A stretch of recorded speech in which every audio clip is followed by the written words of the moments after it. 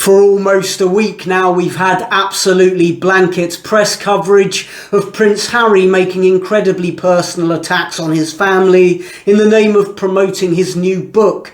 Page after page in every newspaper, endless interviews and editorials about it on television and radio.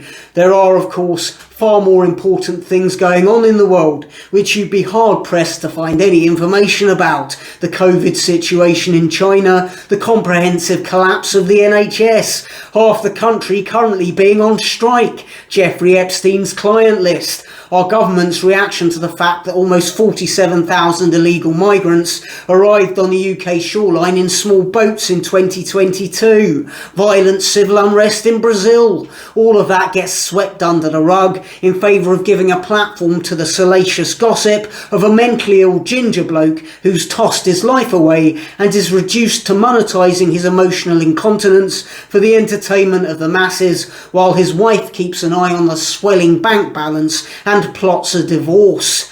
Why is every mainstream news outlet in the country spewing this trash at us? Because it's easy. No actual journalism required. Just publish every word of eye-watering garbage this professional victim can conjure up in his therapy-warped, damaged brain. I mean, obviously you wouldn't go to the MSM for facts. They print whatever lies are most conducive to the interests of their advertisers and sponsors, regardless of the damage it might do to the fabric of society. Whilst we've come to accept that these news organisations operate in a moral vacuum, it's not unreasonable to expect them to have some sort of work ethic, to provide a broad palette of information and stories from around the world, even if the factual detail has been somewhat manipulated.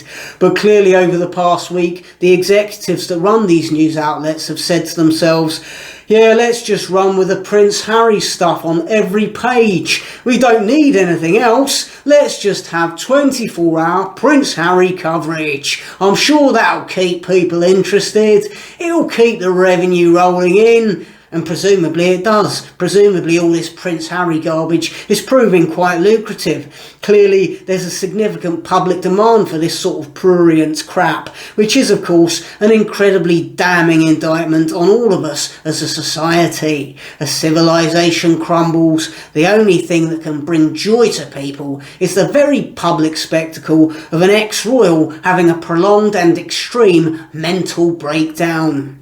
Please do like and subscribe and support my content by following the links below this video. Also, please do check out my return to stand-up, now available to view on the Comedy Unleashed YouTube channel, a link for which you can also find beneath this video.